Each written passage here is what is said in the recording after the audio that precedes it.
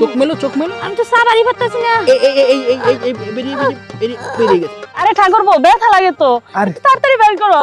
বৌদি আর একটু ধৈর্য ধরো, এই তো আর অল্প একটু, হ্যাঁ বেরিয়ে যাচ্ছে এখনই। বৌদি আর একটু কষ্ট করো। হ্যাঁ ভগবান, ইস রে, এই যে ঠাকুর করে কইছি বেল করা বাইরে আনো, আমার যেন কই বেল করা বাইরে আনো। ঠাকুর বউ কয় দাদারে কও, দাদা কয় ঠাকুর পরে দে তোর বেল পড়ার বস্তা। বেল তো কত কাজে লাগে, পূজার সময় বেল লাগে, তারপরে সকালে শরবত খাওয়ার সময় বেল লাগে। আমি কেন বেল পারবার পারি? হ্যাঁ ইসিরে, এই আগাইলে বেলকা আমি পারবার পারি। ঠাকুর পরে কইলাম কতবার বেল করা পাইরে নিয়ে হোক, বেল করা মাইসি পাইরে নিতে নিতে অন 2-3টা বেল আছে। আচ্ছা আমি চেষ্টা করি, এমনি তো রইতাছে না।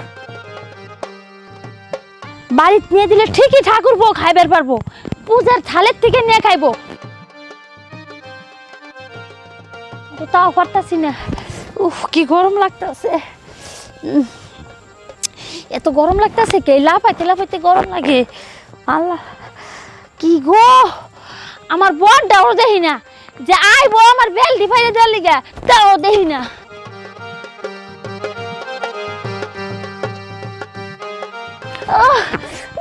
চোখে কি গেল মা গো, আমার ঠাকুর ওটা কই গেছে, চোখে তো কিছু দেখি না। কি হচ্ছে? আরে চোখে কি জানি গেছে, তুমি আইছো? দেখি তোমাকে বেলতলা কি আসতে বলেছেন? দেখি বসো। আরে আমি তো ভাবছি পূজার সময় বেল কোটা বাইরে নিয়ে যামনে। বসো আরে বসো, শোয়ার দরকার নেই। দেখি চোখ মেলো। আহা কি যে করো না। আচ্ছা আমি আছি বাড়িতে, দাদা বাবু আছে, হ্যাঁ ওদেরকে বললে না তোমাকে বেল পেরে দিত না? হ্যাঁ আরে কতবার তো তোমার কইছি। দেখি দাদা বাবুরও কইছি, ঠাকুর বড়ও কইছি, বেল কোটা বাইরে দিবার লাগি কি হই দেয় না। আরে হয়ে যাবে। কত ডিবেল আসলে মাইসি নিয়ে গেছে তুমি জানো? তুমি চোখ মেলতেছ না? দেখি চোখ মেলো তো, হ্যাঁ চোখ মেলো। আরে শুয়ে বসো না, যাও শুয়েছো যখন চোখ মেলো। হ্যাঁ চোখ মেলো। আমি তো সাবারই পারতাছি না। বেরিয়ে গেছে। আরে ঠাকুর বউ ব্যথা লাগে তো, তাড়াতাড়ি বের করো। বৌদি আর একটু ধৈর্য ধরো, এই তো আর অল্প একটু, হ্যাঁ বেরিয়ে যাচ্ছে এখনই। বৌদি আর একটু কষ্ট করো। হ্যাঁ ভগবান, ঠাকুর বউ তাড়াতাড়ি করো। এই তো বেরিয়ে যাচ্ছে বৌদি। আরেকটু বৌদি নড়ো না, নড়লে সরে যায়, সুবিধা হয় না। হ্যাঁ বৌদি আরেকটু, বৌদি আর অল্প। বৌদি ছোট তো তাই একটু দেরি হচ্ছে বৌদি। হ্যাঁ এই জন্যই তো মাইসে কয় ছোট জিনিসের দাগ বেশি, মানে জাল বেশি আর কি। তাড়াতাড়ি করো, ব্যথা লাগতেছে। বৌদি তুমি একটু ধৈর্য ধরো। আমি তো চেষ্টা করছি, ঠিক আছে? মনে করো এই বৌদি আরেকটু। হ্যাঁ বৌদি, আরে ছোট জিনিসে যে এত জ্বালা আগে তো বুঝতাম না। বৌদি একটু কষ্ট করো। হ্যাঁ একটু কষ্ট করে এখনই বেরিয়ে যাবে। আমি আর পারতাছি না ঠাকুর বউ, আর পারতাছি না। আরে বৌদি এই যে বেরিয়ে যাবে এখনই। আরে ঠাকুর বউ, আমার তো জয়লা যাইতেছে, ব্যথা পাইতেছি, একটু তাড়াতাড়ি বাইর করো, আমি আর পারতাছি না। বৌদি এই যে ধরে ফেলেছি। এই যে বৌদি হারামিটা, দেখেছো? এই সামান্য একটুর জন্য আমার দমটা যায়। আর হ্যাঁ আমিও তো ঘেমে গিয়েছি বৌদি, এটা বের করতে গিয়ে কত যে কষ্ট হয়েছে বৌদি, বুঝেছো? বৌদি তোমাকে কে বলেছিল খালি পায়ে এইসব জঙ্গলে আসতে?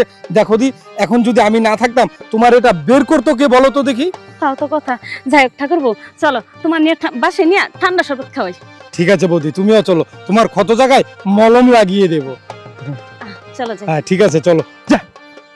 আবার এই রানে ফালাইছো, এটা তো আবার আরেকজনের পায়ে বিনবো, যদি আবার তোমার পায়ে বিনদে। আরে না, বিনবো না। চলো তো বৌদি, তোমার পায়ে আগে মলম লাগে আলোই। চলো হাত ধরো, তুমি তো হাঁটতে পারবে না। না হাঁটতে পারবো না তো। হ্যাঁ দাঁড়াও, তুমি যে আমার হাত ধরছো, কেউ দেখলে কিছু করবে না তো? আরে না, তুমি আমার বৌদি না, আমি তোমার ঠাকুরপো না? কোন শালা কর কিছু আছে? চলো তো বৌদি। তোমার দাদার কানে দিলে তো আবার আরেকটা বুঝবো, কারণ তোমার দাদা তো এমনি মানে মাথার তার ছিঁড়া। আরে না, দাদাকে আমি বুঝিয়ে বলবো না যে বৌদির পায়ে খালি পায়ে জঙ্গলে গিয়েছিল ফুল তুলতে, তখন বৌদির পায়ে কাটা বিঁধেছিল, আমি সে কাটা টপাস করে তুলে দিয়েছি। একটু বুঝায় কইও। হ্যাঁ বলবো। কারণ তোমার দাদা তো আবার তার ছিঁড়া।